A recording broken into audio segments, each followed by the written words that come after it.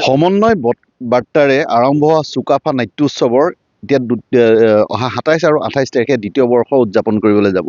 আচলতে চুকাফা ক্ষেত্ৰৰ যি প্ৰাকৃতিক পৰিৱেশ, এই পৰিৱেশৰ মাজত সমন্বয়ৰ বাৰ্তা কঢ়িয়াই পেলাই ২৭ আৰু ২৮ তাৰিখৰ পৰা দুদিনীয়া কাৰ্যসূচীৰে এই চুকাফা ক্ষেত্ৰত ইয়াত আয়োজন কৰা গৈছে চুকাফা নাট্য উৎসৱ। ইয়াত যিসকল লোক আছে ইতিমধ্যে তেওঁলোকে যিসকল নাট্যপ্ৰেমী ৰাইজ আহিব, দেশৰ বিভিন্ন প্ৰান্তৰ পৰা নহয়, দাঁতিকাষৰীয়া যি ৰাজ্য আছে নাগা ৰাজ্যৰ পৰাও লোকসকল আহি ইয়াত উপস্থিত হ'ব। তেওঁলোকক আদৰিবলৈ ইতিমধ্যে ব্যাপক প্ৰস্তুতি চলাইছে। কেনেদৰে এই উৎসৱ পালন কৰিব বা নাট্য উৎসৱৰ কি কি কাৰ্যসূচী হাতত ৰাখিব, সেয়া আমি ইয়াৰ যিজন বিষয়ববী আছে পঞ্চানন দুৱৰা, তেওঁৰ পৰা জানিম। কেনেদৰে এইবাৰ দ্বিতীয় বাৰ্ষিক নাট্যোৎসৱখন পালন কৰিব? এইবাৰ আমি অলপ ব্যতিক্ৰম কৰিব বিচাৰিছোঁ। অসম নাগালেণ্ড সমন্বয়ৰ বাৰ্তাৰ লগতে উত্তৰ পূৰ্বাঞ্চলৰ সমন্বয়ৰ বাৰ্তাৰ লগতে আমাৰ ঐতিহাসিক যি আমাৰ ঐতিহাসিক যিবোৰ কাহিনীসমূহ ৰাইজৰ আগত নাট্য মাধ্যমেৰে বা সাংস্কৃতিক মাধ্যমেৰে আমি দেখুৱাব বিচাৰিছোঁ। লগতে এটা আলোচনা চক্ৰ লৈছোঁ, যি আলোচনা চক্ৰত বিদ্বান ব্যক্তি, বুৰঞ্জীবিদ আমাৰ সকলোৱে অংশগ্ৰহণ কৰিব। তাৰে এজন হৈছে আলোচনা চক্ৰৰ মুখ্য আলোচক হিচাপে থাকিব আমাৰ সকলোৰে শ্ৰদ্ধাৰ ND24 আমাৰ সম্পাদক ৰাজদীপ বাইলুং বৰুৱা ছাৰ।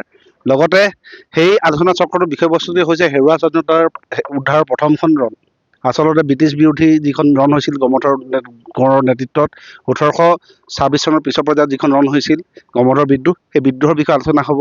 আৰু আটাইতকৈ ডাঙৰ কথা, কোনেও গম নাপায়, অসমৰ বুৰঞ্জীত হয়তো উল্লেখ নাই, কিন্তু সাঁচিপাতৰ বুৰঞ্জীত আপোনালোকে দুই এঠাইত পাব পাৰে যে সেই সময়ত গমধৰ বিদ্ৰোহৰ যি ৰণস্থলী আছিল সেয়া হৈছে আমাৰ ঐতিহাসিক এই গাঁওখন মঙিয়াল গাঁও। সেই মঙিয়াল গাঁৱৰ যি নামঘৰত আচলতে ৰণৰ মানে আলোচনাবিলাক হৈছিল, সেই নামঘৰটো হৈছে বৰ্তমান মঙিয়াল জুৰীয়া নামঘৰ হয়, কিন্তু প্ৰথমতে নাম আছিল দেৱাপাৰা নামঘৰ। ইতিহাসত থকা দেৱাপাৰা নামঘৰ মঙিয়াল গাঁৱৰ নামঘৰটোকে কোৱা হয়। আৰু সেই তাৰ পৰা মানে গমধৰ কোঁৱৰৰ ৰণস্থলীৰ পৰা আমাৰ বৰ্তমান এই যি চুকাফা উদ্যান আছে তালৈকে ঐতিহাসিক যাত্ৰা, ঐতিহ্য যাত্ৰা হ'ব। সেই যাত্ৰাত আমি ৰাইজক বুজাব বিচাৰিছোঁ যে আমাৰ আচলতে বীৰ বীৰাংগনাসকলৰ কাহিনী। যিহেতু এটা কথা আপোনালোকে নিশ্চয় জানে যে যিখন দেশত বীৰক পূজা কৰে, যিখন দেশক বীৰক সন্মান দিয়ে, সেই দেশত বীৰৰ জন্ম হয়। গতিকে আমাৰ মঙিয়াল গাঁৱৰ ৰাইজে আমাৰ ইতিহাস, সেই ইতিহাস পুনৰ উদ্ধাৰ কৰাৰ চেষ্টাত আলোচনা চক্ৰত সকলোকে অংশগ্ৰহণ কৰাটো বিচাৰিছে আমি উদ্যান সমিতি লগতে আয়োজক সমিতিৰ তৰফৰ পৰা আমি বিচাৰিছোঁ।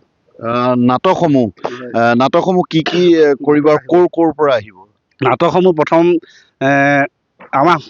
প্ৰথম দিনাখন ২৭ তাৰিখে নিশা নাটক হ'ব আপোনাৰ বিৰাল তপস্বী। নাটকখন সাৰথী নাট্যগোষ্ঠী বোকাখাতে ইয়াত প্ৰদৰ্শন কৰিব। সেই বিৰাল তপস্বী নাটকখনৰ পৰিচালক আৰু নাট্যকাৰ হৈছে চিপাঝাৰৰ অসীম কুমাৰ নাথ ডাঙৰীয়া। তেখেতৰ পৰিচালিত সেই নাটকখন ইয়াত প্ৰদৰ্শন হ'ব। লগতে সৰু দুই এখন নাটক থাকিব, ধৰক চুটি নাটক। লগতে সাংস্কৃতিক এক অনুষ্ঠান হ'ব যে নাগালেণ্ডৰ যি লোকনৃত্য লেংমা ইয়াত প্ৰদৰ্শন কৰা হ'ব। তাৰপাছত দ্বিতীয় দিনাখনৰ আমাৰ মুখ্য নাটক দুখনৰ নাম মই ক'ব বিচাৰিছোঁ। বৰ্তমান এই সময়ত চৰ্চিত, আচলতে ২-৩ বছৰৰ পৰা বেছিকৈ চৰ্চা হৈছে সেই নাটকখন হৈছে মেনকা। হোমেন বৰগোহাঁই এখন উপন্যাস মৎস্যগন্ধাৰ এটা নাট্যৰূপ হৈছে মেনকা। মেনকাখন পৰিচালনা কৰিছে, নাট্যৰূপ দিছে পাকিজা বেগম মেমে। পাকিজা বেগম মেমৰ প্ৰচেষ্টাত আমাৰ ইয়াত এই নাটকখন প্ৰদৰ্শন কৰা হ'ব ২৮ তাৰিখে।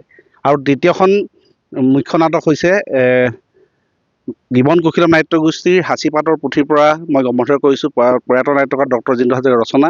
কাৰ্যবাহী পৰিচালনা ডক্টৰ মুনীন্দ্ৰ গগৈ কাৰ্যবাহী পৰিচালনাৰে আমি তাত নাটকখন প্ৰদৰ্শন কৰিম। আৰু সেই নাটকখনো ৰাইজে বুজি পাব আচলতে প্ৰথমখন স্বাধীনতা ৰণ ব্ৰিটিছৰ বিৰুদ্ধে কেনেকৈ সূচনা কৰা হৈছিল, তাৰপাছত বিদ্ৰোহীসকল ক'লৈ গ'ল আৰু বিদ্ৰোহীসকল যোৱাৰ পাছৰ পৰ্যায়ত কি ফলাফল পালে, সেই গোটেইখিনি সেই নাটকখনতে উল্লেখ কৰা আছে। গতিকে ৰাইজে ইয়াত আহি উপস্থিত হৈ নাটক গোটেইকেইখনকে চাব বুলি মই আশা ৰাখিছোঁ।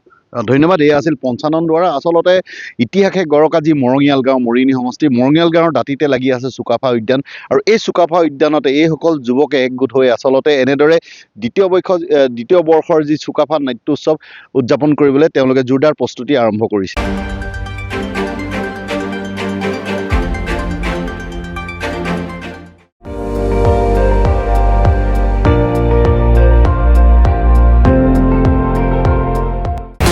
আপুনি চাই আছে ND24, সৰ্বশ্ৰেষ্ঠ নহয় সৰ্বোত্তমৰ দৌৰত।